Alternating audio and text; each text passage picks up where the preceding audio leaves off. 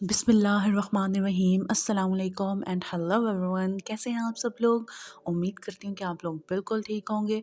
तो जी आज जी बड़े दिन बाद फिर से आटा पड़ा हुआ था और मैं गई हुई थी मामा के घर, तो उन्होंने मेरे लिए जी गुड़ वाली रोटी बनाई थी मकई की। तो जी हम लोग वैसे तो मैं मीठी रोटी खाती हूँ मकई की, तो इसलिए मामा जो है ना बाकी सब साग के साथ खाते हैं, तो मामा ना मेरी थोड़ी सी चीनी डाल के तो ऐसे ही बना देते हैं ना जैसे चीनी वाली रोटी बनती है। तो वैसे जो होती है मकई की वो मीठी रोटी इस तरह उसका गुड़ का शीरा बना के तो फिर उससे आटा गूंदा जाता है, तो फिर बनती है। तो मामा कह रही थी कि मेरे से मतलब ये वाली टूट जाएंगी मीठी रोटी, तो मैं छोटी छोटी बनाती हूँ। और ये जो छोटी सी साथ रोटी पड़ी हुई थी ये वाली, ये मुश्तबा ने बनाई थी जी मामा को देख देख के। वो कह रहा था कि मैंने भी बनानी है, और साथ में जी वही हम लोग साथ फ्रीज़र में साग पड़ा था, तो मामा कहते साथ उसको तड़का लगा लेते हैं। तो बस मम्मा मतलब पहले बहुत खाती होती थी, अब कहती हैं कि मतलब मुझे ना मतलब दर्द होती है सीने में, तो इतना नहीं खाती हैं। लेकिन पहले खाती होती, तो इसलिए मैं जब जाऊँ तो फिर वो मेरे लिए बनाती हैं, तो थोड़ी देर फिर साथ में ख़ुद भी खा लेती हैं। तो बस ये छोटी-छोटी बनेंगी रोटियाँ, और 2-3 और पेड़ों काटा था। तो बस यहीं पर ही मामा ने साग निकाला था, सॉरी मक्खन निकाला था ताज़ा-ताज़ा घी, वो जो मलाई जमा करके हम लोग घर में ही निकालते हैं।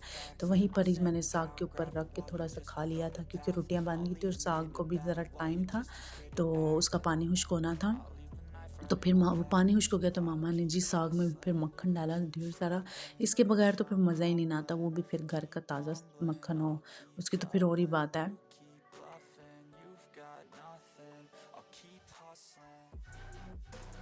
तो जी हमारे घर में तो जब भी ताज़ा मक्खन निकलता है तो सर्दी में मामा लाज़मी फिर साग भी साथ उसको तड़का लगाती हैं, ताकि वो ताज़ा-ताज़ा खाया जाता है और बहुत मज़ा आता है।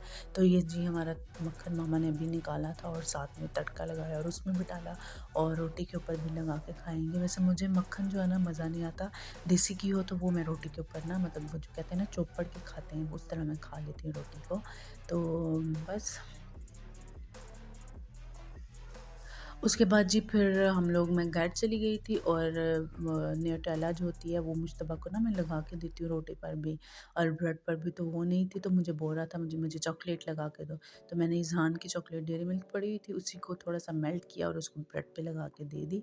तो मैंने कहा ये आइडिया ठीक है। अब मुझसे बार-बार बोल रहा था आधी रात को मुझे किसने ला के देनी थी ना, तो फिर मैंने इस तरह करके उसको तो दे दी, और उसने भी माशाल्लाह मज़े से खा ली। उसको क्या पता चलना चॉकलेट ही होती है वो भी, लेकिन ये मेल्ट होके ज़्यादा मज़े की हो गई थी।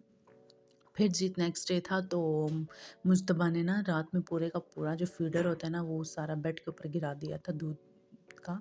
तो मैंने ना ये ऑनलाइन मंगवाया था मैट्रेस कवर, पहले भी एक दफ़ा मंगवाया था और इनसे, और अभी भी मंगवाया था, और ये मुझे लग रहा है इन्होंने मुझे या तो जो छोटा जो 3 इंच का शायद या 4 इंच का मैट्रेस होता है उसका भेज दिया हुआ है, या इन्होंने मुझे सिंगल मैट्रेस का कवर भेज दिया हुआ है। एक साइड से डालती हूँ, दूसरी साइड से इस तरह ना मतलब बाहर आ जाता है। अब मैंने मतलब 2 माह पहले 3 माह पहले मैंने और मेरी सिस्टर ने ना इकट्ठे मंगवाया था, उसने दूसरा मंगवाया था वो जो जर्सी कपड़े का होता है, और मैं ये वाला मंगवाती हूँ ना जिससे वाटर प्रूफ जो होता है, बच्चे शी वगैरह भी अगर कर दे तो नीचे मैट्रेस गंदा नहीं होता। और आप देख ले रात को उसने पूरा फीडर दूध का गिरा दिया था, और शुक्र है मेरी चादर गंदी होगी, ऊपर कंबल डाला हुआ था वो, और ये नीचे से मैट्रेस को कुछ भी नहीं ना हुआ।